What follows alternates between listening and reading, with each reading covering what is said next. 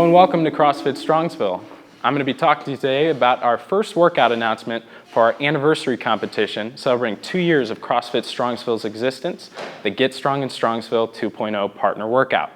My name is David Shoma, the co-owner, head coach, and head programmer at CrossFit Strongsville. And today I'm joined by one of my best buddies, Coach Jeremy Pushakowski, our assistant head coach, as well as nutrition expert and a great looking guy, great athlete. But ladies, I'm sorry, he's taken. Let me thank our sponsors for our first two workouts. WOD 1 is being brought to you by 33 Nutrition, and WOD 2 is being brought to you by our friends at the Healthiest Chiropractic Center. Workouts 1 and 2 is a 14-minute AMRAP and AMREP occurring simultaneously. Both athletes of the team will be participating at the same time. At the count of 3, 2, 1, go, one of the athletes is going to begin on our AMRAP progression. Meanwhile, their partner is going to be rowing for calories. Every minute on the minute, the athletes will switch, picking up where their partners left off. Your first score for the workout is going to be how far you get on the AMRAP progression in rounds and reps, and every rep will count. Your AMRAP includes 50 wall balls, 40 double unders, 30 hand release push-ups, 20 box jumps, and 10 ground to overhead with a barbell. Your second score is how many calories are rowed total for the team. Of course, there are variations offered for our scaled competitors and for our kids and teens. For the row, the athlete is permitted to adjust the dampener to whatever setting they prefer. They then may clip in, and once they are fully extended, they must place their hands behind their back. At the count of 3, 2, 1, go, the athlete may grab the handles and begin rowing. For the wall ball standards, the athlete may squat clean the ball to begin with and reach either a 9-foot for the females or a 10-foot target for the males. Notice the athlete is squatting below parallel and the ball touches the wall at the given target. A no rep will be if the athlete does not reach the appropriate height.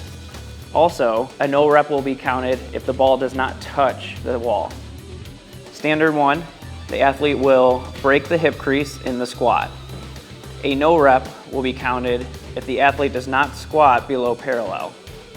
Notice the athlete's waistline does not break the knee. For double unders, the athlete needs to have the jump rope pass underneath their feet twice. A no rep will be counted if the jump rope does not pass under the foot. For the scaled division, the standard will be to have single jump ropes. This only needs to pass under the athlete's feet once, and every rep counts for a total of 120.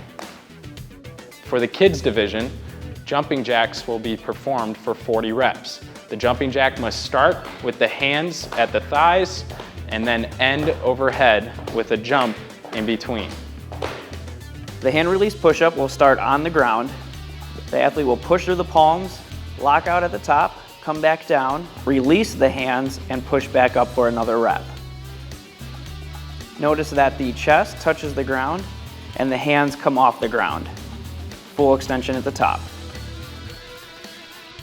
A no rep will be counted if the athlete does not take the hands off the ground. Another no rep will be counted if the chest does not touch the ground at the bottom. A no rep will also be counted if the knees do not come off the ground. Lastly, a no rep will be counted if there is no full extension. For the RX division, box jump heights are 24 inches for males and 20 inches for females. A box jump must start with both feet taking off, and then landing on top, the athlete must fully extend before coming off. It is the athlete's choice to either jump off or step down, but they may not step up for the RX division. A no rep will be counted if the athlete does not meet any of these conditions. In this example, he is not opening up his hip and standing tall. For both the scaled divisions and the kids and teens, the athlete accomplishes step-ups. These cannot be box jumps with both feet jumping off at the same time. They must be step-ups. The athlete can choose to hop down or step down after they're fully extended at the top and the rep is counted. For the ground overhead, the athlete will begin with the bar on the ground. They then are permitted to perform a snatch, clean and jerk, or any other iteration of those movements to get the bar fully extended overhead. In this example, the athlete is performing snatches, and you notice the bar must touch the ground each time and end overhead.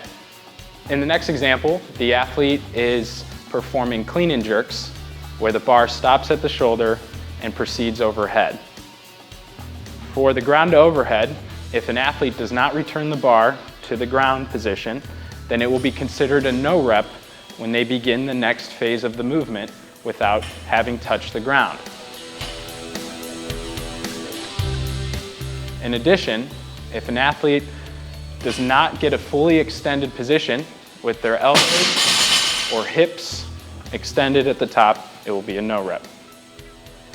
For the kids division, the athletes will be performing a deadlift instead of the ground to overhead movement. It will be 45 pounds for males and 35 pounds for females.